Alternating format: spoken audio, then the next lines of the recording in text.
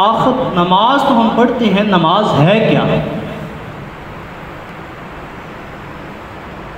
یہ نماز جو ہم ادا کرتے ہیں، یہ نماز ہے کیا؟ نماز کی روح کیا ہے؟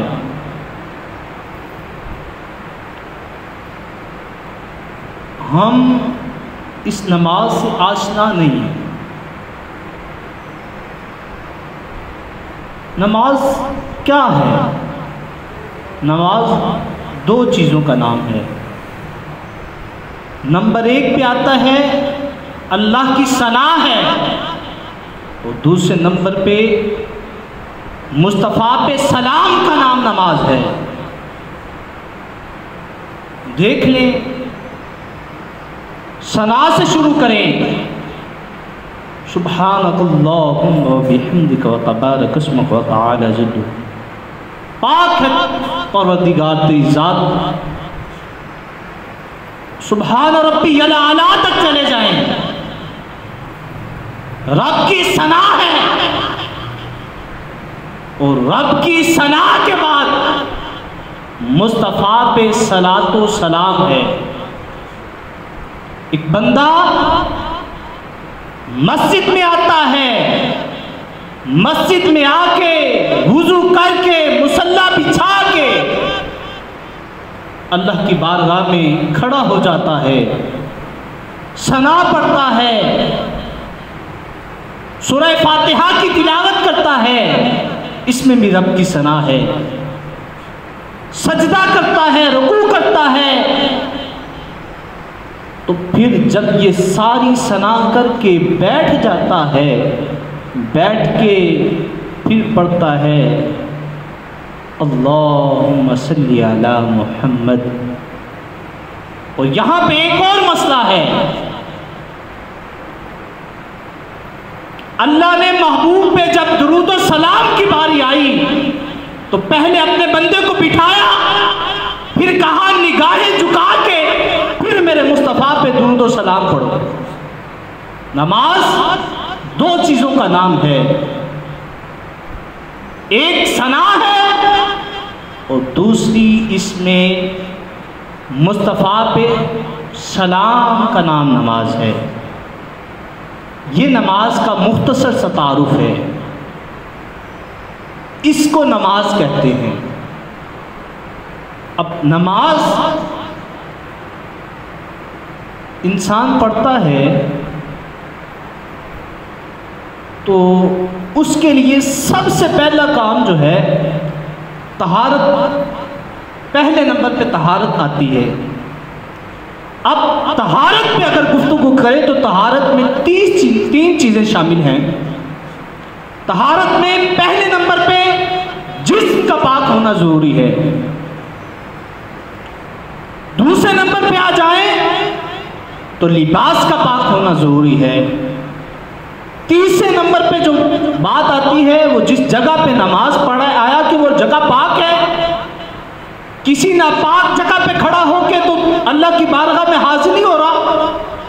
نماز کے لیے سب سے پہلے جسم کا پاک ہونا، پھر لباس کا پاک ہونا، پھر اس کے بعد جس جگہ پہ نماز ادا کر رہا ہے اس جگہ کا پاک ہونا ضروری ہے۔ اگر ان میں کسی ایک میں بھی خامی پائی گئی تو نماز قابل قبول نہیں ہوگی۔ اب یہاں پہ ہم نے حضور کا فرمان سنا ہے کہ صفائی نصف ایمان ہے۔ امام غزالی علیہ رحمہ آپ نے بہت خوبصورت جملہ ارشاد فرمایا۔ آپ فرماتے ہیں کہ صفائی کی بھی دو قسمیں ہیں، پہلے بات کی طہارت کی، اس کے بعد امام غزالی علیہ رحمہ فرماتے ہیں کہ طہارت کی دو قسمیں ہیں، ایک جسمانی طہارت ہے، اس کے ساتھ ساتھ ایک روحانی طہارت کی بھی ضرورت ہوتی ہے۔ بظاہر تو ہم جسم کو صابن سے، کسی اور چیز سے صاف کر لیں گے، پانی سے صاف کریں گے، اچھے سے اچھا صابن لگا لیں گے، جسم کو تو صاف کر لیں گے، غسل کریں گے، اگر خدا نہ خواہستہ روح میلی ہو گئی، اس کی بھی پاکی بھی ضروری ہے۔